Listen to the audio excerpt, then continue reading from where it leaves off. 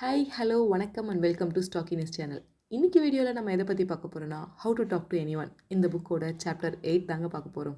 இந்த சாப்டரில் முக்கியமான கீநோட் என்னவா இருக்க போகுதுன்னா, நம்மளை யாராவது ஒருத்தவங்க ஃபங்க்ஷனுக்கோ இல்லை பார்ட்டிக்கோ இன்வைட் பண்ணுறாங்க அப்படின்னா, அந்த இடத்துல நம்ம எப்படி பிஹேவ் பண்ணணும், என்னெல்லாம் செக் பண்ணணும், இதை தான் ஆத்தர் இந்த சாப்டரில் சொல்லியிருக்காரு. வாங்க பார்க்கலாம். நார்மலாக ஒரு சாமானிய மனிதரை ஒரு ஃபங்க்ஷனுக்கோ இல்லை பார்ட்டிக்கோ யாராவது இன்வைட் பண்ணுறாங்கன்னா, அவங்க அங்கே என்னெல்லாம் பார்ப்பாங்கன்னா, அங்கே என்ன மாதிரி ஃபுட் இருக்கும், அங்கே இருக்க டிஜே சாங்ஸ் நமக்கு பிடிச்ச மாதிரி இருக்குமா, நம்ம என்ன மாதிரி ட்ரெஸ் போட்டுட்டு போனால் எல்லோரும் நம்மளை பார்ப்பாங்க, இந்த மாதிரிலாம் யோசிப்பாங்க. ஆனால் பெரிய பெரிய பிஸ்னஸ் மேன், பொலிட்டீஷியன்ஸ் இவங்கெல்லாம் எதை செக் பண்ணுவாங்கன்னா, அவங்களுக்குன்னு ஒரு செக்லிஸ்ட் வச்சுருப்பாங்களாம். Who, when, what, why, where, how. இந்த செக்லிஸ்ட்டை நல்லா ப்ரிப்பேர் பண்ணிட்டு தான் அவங்க பார்ட்டிக்கே போவாங்களாம். இந்த செக்லிஸ்ட்டுக்கும் பார்ட்டிக்கும் என்ன சம்மந்தம் இருக்கும் அப்படி தானே நீங்களும் யோசிக்கிறீங்க. நானும் படிக்கிறப்ப அப்படி தான் யோசித்தேன். டு ஹூ, யாரெல்லாம் இந்த பார்ட்டிக்கு வருவாங்க, நம்ம பிஸ்னஸ்க்கு யூஸ் ஆகிற போல் யாராவது வருவாங்களா, பொலிட்டீஷியன்ஸ்லாம் வந்தாங்கன்னா அவங்களோட மீட் பண்ண முடியுமா, அவங்கள மீட் பண்ணால் நம்ம என்ன பேசணும் அப்படின்னு ப்ரீ பிளான்டாக வருவாங்களாம். செகண்ட், வென், எப்போது அந்த பார்ட்டி எப்போ ஸ்டார்ட் ஆகும். சப்போஸ் பார்ட்டிக்கு வரப்போகிற பிஸ்னஸ் மேன், பொலிட்டீஷியன்ஸ் இவங்களாம் ரொம்ப இம்பார்ட்டண்டான கிளைண்ட்டாக இருக்க போகிறாங்கன்னு தெரிஞ்சதுன்னா, பார்ட்டி ஸ்டார்ட் ஆகிறதுக்கு முன்னாடியே எல்லாரையும் மீட் பண்ணி ஒரு சின்ன இன்ட்ராக்ஷன் வச்சுப்பாங்களாம். நெக்ஸ்ட்டு, வாட், பார்ட்டிக்கு என்னெல்லாம் எடுத்துக்கிட்டு போகணும். என்னெல்லாம் யாராவது பார்ட்டிக்கு இன்வைட் பண்ணான்னு வச்சுக்கோங்களேன், ஃபஸ்ட்டு ஹேண்ட்பேக்கில் ஒரு ஸ்மால் மேக்கப் ஐட்டம் எடுத்து வச்சுப்பேன். பெரிய பிஸ்னஸ் மேன், பொலிட்டீஷியன்ஸ்லாம் என்ன எடுத்துகிட்டு போவாங்க அப்படின்னா, அவங்களோட பிஸ்னஸ் கார்டு கொண்டு போவாங்களாம். நெக்ஸ்ட்டு செக்லிஸ்ட்டில் இருக்கிற கொஷின், வை, எதுக்கு இந்த பார்ட்டி வைக்கிறாங்க. ஃபார் எக்ஸாம்பிள், ஒரு பிஸ்னஸ் மேனே எடுத்துக்கிட்டா அவங்களோட பையனோ இல்லை பொண்ணோ யாரோ கிராஜுவேஷன் முடிச்சிட்டாங்க அப்படின்லாம் பார்ட்டி வைப்பாங்களாம். இல்லை ஒரு சின்னதாக நான் பிஸ்னஸ் ஸ்டார்ட் அப் பண்ண போகிறோம் அப்படின்னு சொல்கிறதுக்கும் ஒரு பார்ட்டி வைப்பாங்களாம். இந்த மாதிரி பார்ட்டிலலாம் என்ன நடக்கும் அப்படின்னா, செலிப்ரேஷன் மட்டும் இல்லை, அதோட ட்ரூ பர்பஸ் என்னென்னா நமக்கு கிளைண்ட் நிறைய கிடைப்பாங்க.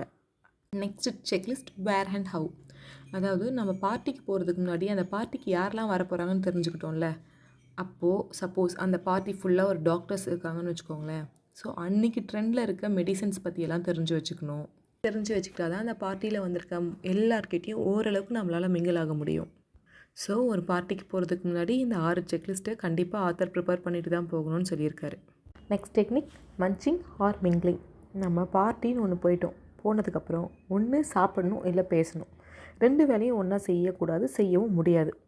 சில பேரோட வீட்டிலலாம் பெட்ஸ் வளர்ப்பாங்கல்ல, அவங்களுக்குலாம் நல்லா தெரியும். பெட்ஸு சாப்பிட்டுட்டு இருக்கப்போ அந்த பெட்ஸை டிஸ்டர்பே பண்ண மாட்டாங்களாம்.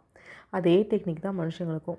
ஒரு பர்சன் நல்லா வயிறு ஃபுல்லாக சாப்பிட்ணுன்னு சொல்லி பிளேட்டில் வந்து சாப்பாடு போட்டுட்டாங்கன்னு வச்சுக்கோங்களேன், அவங்கக்கிட்ட அப்போ தான் போய் பேசணும், இன்ட்ராக்ட் பண்ணணும்னு சொல்லி அவங்கள டிஸ்டர்பே பண்ணக்கூடாது. அவங்க சாப்பிட்ற டைமில் நீங்கள் போய் பேசினீங்கன்னா அவங்க ரொம்ப ஷையாக ஃபீல் பண்ணுவாங்க, சரியாக சாப்பிட மாட்டாங்க. ஸோ வெயிட் பண்ணி தான் பேசணும்.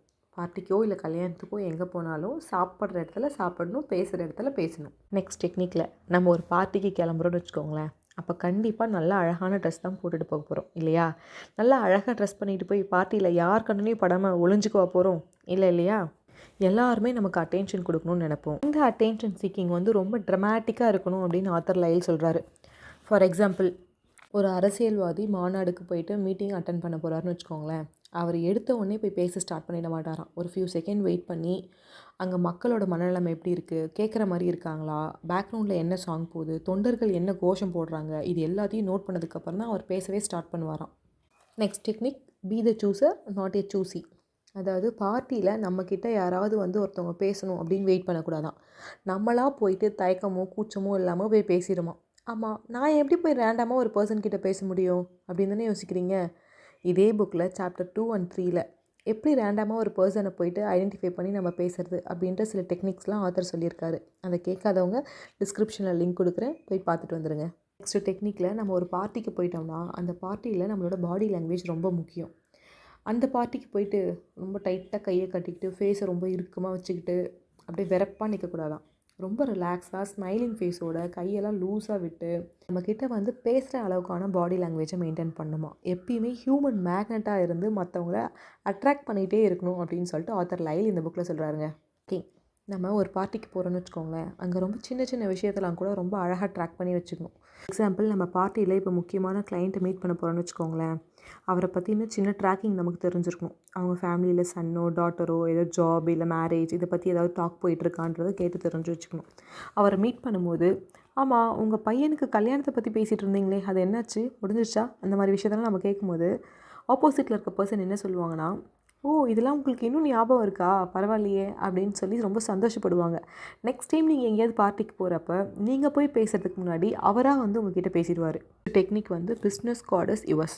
ஒருத்தவங்க நமக்கு பார்ட்டியில பிசினஸ் கார்ட் குடுக்குறாங்கன்னு வச்சுக்கோங்களேன், அத வாங்கி சைலன்ட்டா உள்ள வச்சுக்கக்கூடாதாம். அந்த பிசினஸ் கார்டு பின்னாடி அவரோட ப்ளஸ் என்ன? அவரோட மைனஸ் என்ன? அவருக்கு எதுல ரொம்ப இன்ட்ரெஸ்ட் இருக்கு? இதெல்லாம் தெரிஞ்சு வச்சுக்கிட்டு ஒரு சின்ன ஹிண்ட் மாரி கார்னர்ல எழுதி வச்சுக்கணுமா. நெக்ஸ்ட் டைம் அவர பார்த்து மீட் பண்ணி பேசுறப்ப, அவர் கூட ஈஸியா நம்ம இன்டராக்ட் வச்சுக்க முடியும்.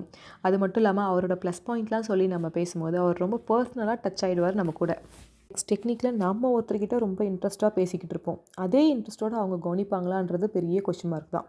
ஏன்னா, அவங்களுக்கு நெறைய கவன சிதறல்கள் கண்டிப்பா இருக்கலாம். இல்ல நம்ம பேசுற டாபிக் அவங்களுக்கு பிடிக்காம கூட இருக்கலாம். அப்போ வந்து நம்ம அவங்க மேல கோவப்படக்கூடாது. "என்ன நான் பாட்டு பேசிட்டே இருக்கேன், நீ கவனிக்கவே மாட்றியே!" அப்படின்னு சொல்லிட்டு. அதுக்கு பதிலா, அவங்க எப்பயாவது ஏதாவது அவங்களுக்கு பிடிச்ச இன்ட்ரெஸ்ட்டான ஒரு விஷயத்த பேசியிருப்பாங்கல்ல. ஃபார் எக்ஸாம்பிள், அவங்களுக்கு ஃபுட்பால் ரொம்ப பிடிக்கும். "நான் ஸ்கூல் டீம்ல இருக்கப்போ ஃபுட்பால் விளையாடியிருக்கேன்" அப்படின்னு சொன்னாங்கன்னு வச்சுக்கோங்களேன். "ஆமா, உங்க ஸ்கூல் ஃபுட்பால் டீமோட பேர் என்ன? நீ அதில இருந்திருக்கல்ல?" அப்படின்ற ஒரு டாக் நம்ம குடுத்தோம்னா, அது அவங்களுக்கு ரொம்ப பிடிச்ச மாரியான டாபிக். ஸோ, அவங்களோட அட்டென்ஷன் ஆட்டோமேட்டிக்கா நம்மகிட்ட வந்துரும். அவங்க அந்த ஃபுட்பால் டீமோட நேம் சொல்லுவாங்க.